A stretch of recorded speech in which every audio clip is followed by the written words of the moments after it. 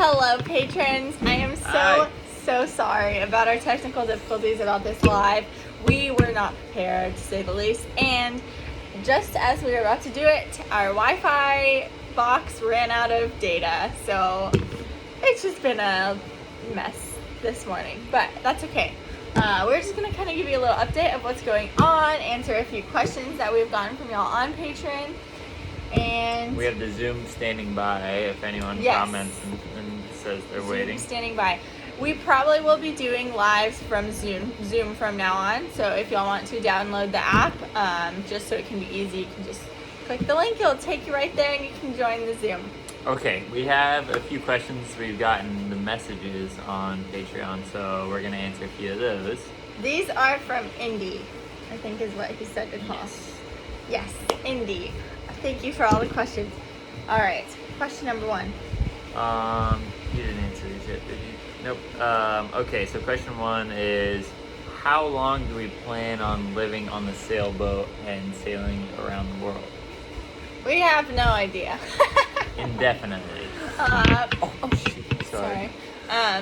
We love it. We definitely miss modern conveniences, but you really cannot beat this. There is absolutely no better view than waking up on a sailboat and just looking at beautiful water. We're in a house. Thank goodness. Had to borrow some Wi-Fi. Yes. Next. But yeah, we don't really know. We're just until we're tired of it, I guess. Yeah. We're loving it right now. Yep. Another question was, what was it that drove you towards this lifestyle, and what has been the most difficult thing to get used to living aboard your sailboat? You can say the first part. So what drove me towards this lifestyle was, I think we talked about this on YouTube already, but I was going to be an airline pilot. I should have been an airline pilot last year, but COVID screwed that up. And instead of sitting around and waiting for a year or two for the airlines to come back, I was like, what else can we do with our lives? And I started watching a bunch of YouTube videos because there's nothing else to do during quarantine. And I found these people on YouTube who had this power boat that just basically, they didn't full-time live on it, but they would spend a few nights on it here and there and just spearfish and live off the land. And I was like, wow, that's incredible. But it didn't really seem realistic. So I was like, there's no way I can afford a boat that nice. And there's no way I can just afford to pay for gas all the time. And, I'd have to have a house or a hotel or something. So I was like, what the heck? So I started trying to find different ways to do that. And then I stumbled upon some sailing channels, and some friends recommended some sailing channels. We really love Sailing La Vagabond. They're a big inspiration for us. Yeah. And we watched them, and next thing you knew, we were like, man, we can live start off the looking for a land. sailboat. Yeah, we can sail for free basically until something breaks. It's not free. We're just telling you. It's way for a lot more more gas expensive than than we wanted thought. But that's kind of what got us here. What was the second part of the question? I don't remember. I was going to answer it, but hardest thing to get adjusted to. Not having modern conveniences. I think we answered this when we were still living at the marina, and it was hitting our ankles because it's just such a small space. But after being away from a marina and actually being in the ocean and not having the ability to just easily access things.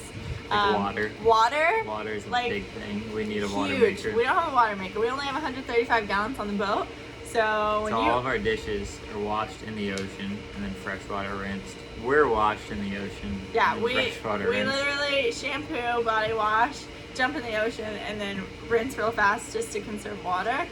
It's freaking hard, you guys. It's not easy. And then just access to groceries and chicken. You can't get chicken or protein for cheap in the Bahamas. It's so expensive. But spearing fish is fun though. Cleaning them isn't. It's hard to spear them though, Yeah, it's not easy. But we're in Staniel Key, which is a very populated area of the Exumas, so a lot of there's not as many fish. We got stuck in a good place. Well, not for that, but it's beautiful, but it is hard to get protein here because a lot of the popular spots have been fished out, which is sad. But when we go down south more, apparently it'll be a lot easier to get some fish. All right, next question. What type of music do we listen to? We have completely transferred our music taste to island country because it's just the vibe of where we are. Island country is like Kenny Chesney, Jimmy Buffett, you know, Background band. like all those. Before island sailing, country songs. we listened to everything imaginable. Yeah. EDM, like tropical house, country, hip hop, pop, everything. But now it's pretty much all island country. We don't mind. Okay, what has been the biggest learning curve so far? What does that mean? Like, My personal biggest learning curve has been trying to learn to fix things. So there's literally something new breaking or finding something that's going to break soon or about to break every day. And I have no kind of like handyman or mechanical background, which sucks. I wish I would have had that growing up. But I didn't. So I'm having to try and teach myself and ask people for help. And yeah, it's been a huge learning curve. I've learned so much. I'm 100 times more handy than I was when we got the boat. But I still know nothing. So I think for me, my biggest learning curve, or I don't know if this is considered a learning curve, but just like not having plans and just going with the flow. I am like on land, I was like the biggest planner, and I would get so upset if like we didn't go through with the plan. Like we would decide something the day before, and then Banner like 5 minutes before would be like, okay, let's go do this actually. Like it's such a beautiful day, and I'm like, no, we plan on going grocery shopping or something. But now you know you just can't do that. We planned on getting out of Staniel 3 days after we got here, and then our starter broke, and now we're stuck here. We can't turn on the engine. But it's all good, you know? we have a new starter. It should be coming in Monday, hopefully. So Alright, next one. How did you meet? Well, we met through Banner's brother. Well, no. Well, kind of. Yeah. basically, she was a professional dancer, skater, hockey girl. I was a ice girl for the Dallas Stars, and I was basically a glorified janitor. Okay, I cleaned the ice in a skimpy uniform. But anyways, But his brother's ex-girlfriend and I were both on the team, and then we met on social media, and I thought then she was cute, so I followed her on social media. But then- she had a boyfriend at the I time, did. so I didn't message her or anything. So I just kind of let it simmer for a couple years. And so then when I was single and all that was over, he started posting like everything he was eating and stuff, and I'm like a sucker for food. Like I love food. And I was messaging him, and I was like, oh my gosh, where's this from? Oh wow, this looks so good. You know, he just pulled me in with his food taste, I guess. And then he invited me to go to this, I guess, rave or Like an EDM DJ. concert. Yeah, DJ in the club. And I really liked the DJ too, and I was like, wow, we have like a similar taste in music. I was like, sure, and it was such a fun night, and I was crazy that night, but he loved it. We've been dating ever since. Yeah. Next question. Let me see here. To Banner. Or what did we do before sailing? Oh. I was a bartender, and I was a personal trainer. Yeah, I just did a lot of little things. I like Instagram stuff, but that's me.